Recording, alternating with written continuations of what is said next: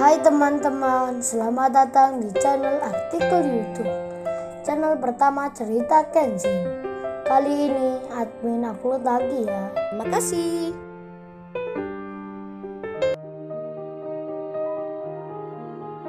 Kisah pemuda kaya, anak bos besar, pemilik 73 perusahaan, yang menjadi cleaning service. Episode 263. Kenshin, yang mengantarkan Ririn ke rumah sakit, bersama ibunya, di jam 1:30 malam. Di waktu dini hari, kini pun sudah sampai. Ririn segera dalam perawatan. Ibunya terlihat masih khawatir. Tak berselang lama, setelah memeriksa Ririn, dokternya pun datang. Kemudian beliau bilang, "Oh ini ibu, Mbak Ririn ini untung segera dibawa ke sini. Andai terlambat 2 jam saja, kondisinya bisa makin parah." Lalu dokternya bertanya, "Kalau mas ini siapanya ya?"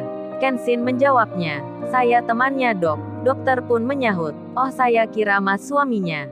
Ibunya Ririn mendengar pertanyaan itu. Maklum, dokternya tak salah mengira, karena sekarang bukan waktu biasa untuk seseorang menjenguk pasien. Kemudian sang dokter melanjutkan bicara, "Oh ini ibu saya mau menginformasikan.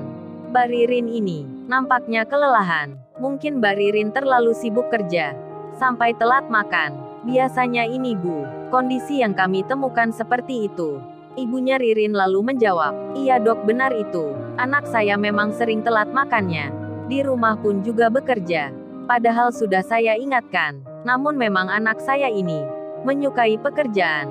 Ketika mendengar itu, Kenshin merasa bersalah. Ririn yang luput dari perhatiannya. Kemudian dokter pun bilang, "Kalau gitu, Mbak Ririn dirawat inap saja.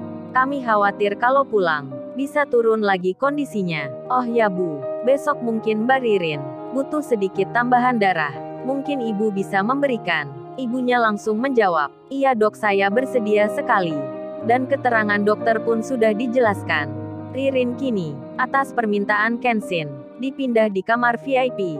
Tempat yang terbaik, yang ada di rumah sakit itu. Kemudian mereka pun menunggu. Tak terasa sampai beberapa waktu. Pagi pun menjelang. Ibunya Ririn lalu bilang, "Oh ya Mas Kenshin, baiknya Mas Kenshin ini pulang dulu ke rumah untuk beristirahat. Kan semenjak tadi malam, Mas Kenshin belum tidur. Biar ibu saja yang menunggu. Entar bibinya juga datang." Ibu benar-benar ini mengucap terima kasih banyak. Sudah merepotin Mas Kenshin sekali. Kenshin pun menjawabnya, "Nggak apa bu, itu nggak masalah. Saya di sini saja." Namun ibunya Ririn terus memintanya, dan akhirnya Kenshin bersedia melakukan seperti yang dikatakan. Apalagi dirinya melihat Ririn, kondisinya semakin membaik, dan tepat jam 6, kurang 1/4 menit, Kenshin meninggalkan rumah sakit, dengan naik mobilnya sendiri. Ia akan pulang. Di saat bersamaan itu, di waktu perjalanan, teleponnya berdering. Kenshin mengangkatnya, rupanya Bang Hotman yang menelponnya. Bang Hotman pun menyapa, "Selamat pagi Tuan Muda, maaf ini mengganggu waktu ngopinya. Ini saya mau tanya, rumahnya Pak Andi masuk sebelah mana ya?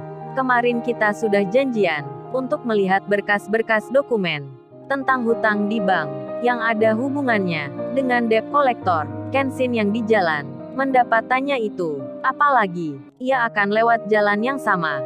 Ia pun menjawabnya, "Oh ini Bang Hotman, kebetulan ini saya lagi keluar, dan dekat pula dengan jalan raya dari tempat rumahnya Pak Andi.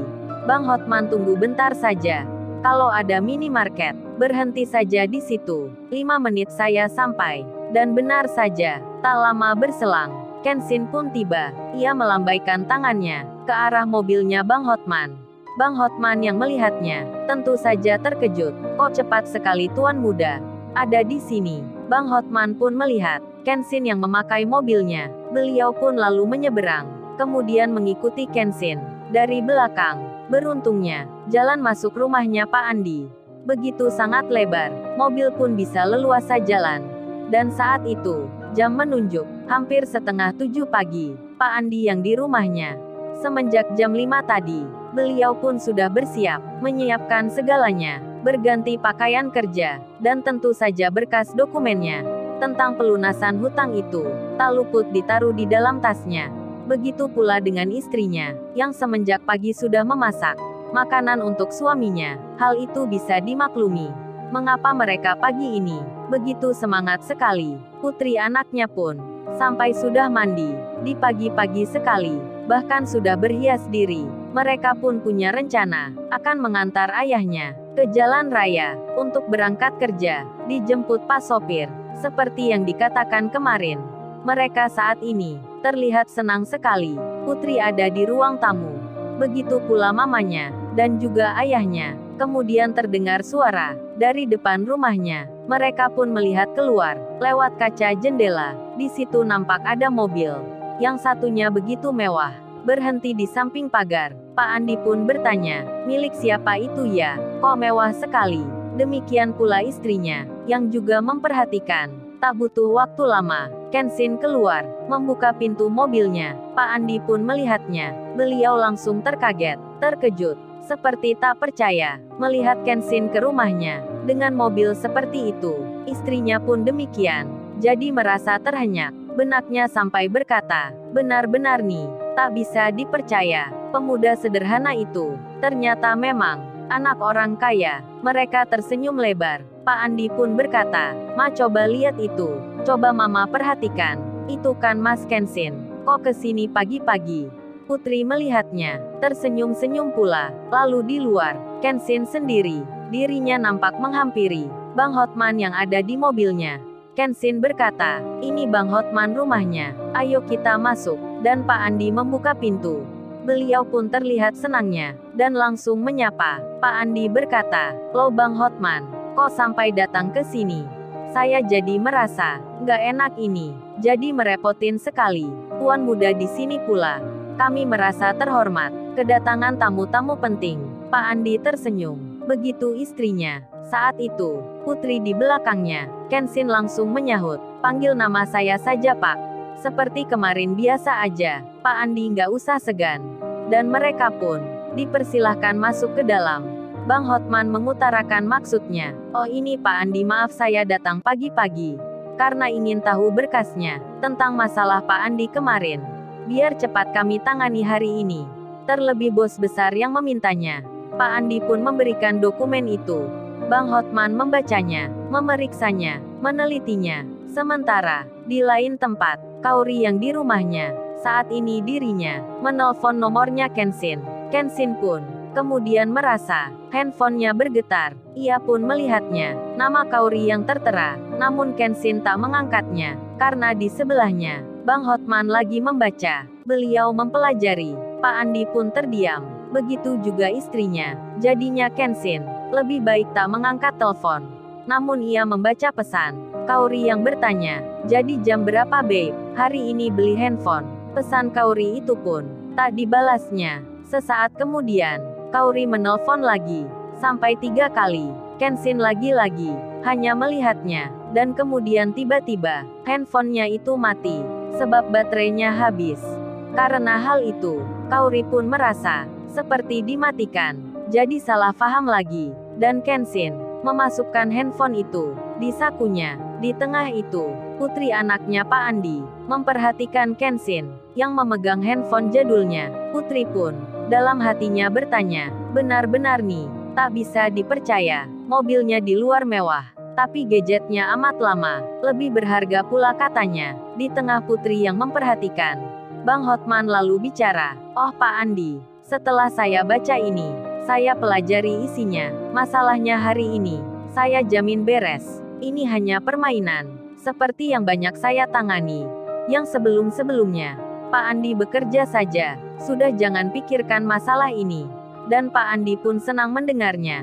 Kemudian istri dan anaknya menyiapkan makanan di meja. Mereka mempersilahkan. Pak Andi berkata, ayo Bang Hotman, ayo Mas Kenshin, silahkan dinikmati. Namun Kenshin menjawabnya, terima kasih Pak, saya langsung pulang saja.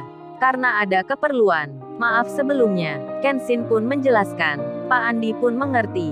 Begitu pula istrinya. Kemudian mereka berdua mengucapkan terima kasih. Dan putri pun juga sama. Lalu Kenshin teringat. Kemudian ia bilang, oh ya mbaknya ini, apa mau kerja juga? Mendapat tawaran itu, putri pun langsung menyahutnya dengan mengiyakan. Apalagi mamanya menyentuh bahunya, pertanda agar mau saja. Melihat itu Kenshin pun bicara. Oh ya Pak Andi kan masih ingat. Waktu yang ramai-ramai kemarin. Di situ Mbak Rena lagi butuh orang. Entar saya bilangkan, kerjanya di perusahaan itu. Pak Andi pun mengiyakan.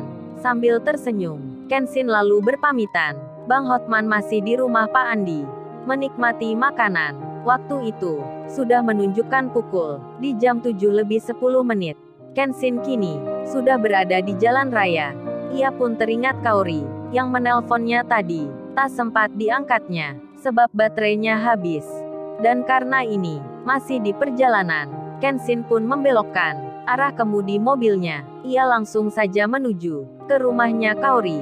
Lalu, bagaimana kisah selanjutnya? Subscribe channel ini untuk episode berikutnya. Terima kasih. Jangan lupa ya guys, untuk kelanjutan ceritanya ada di channel Artikel YouTube.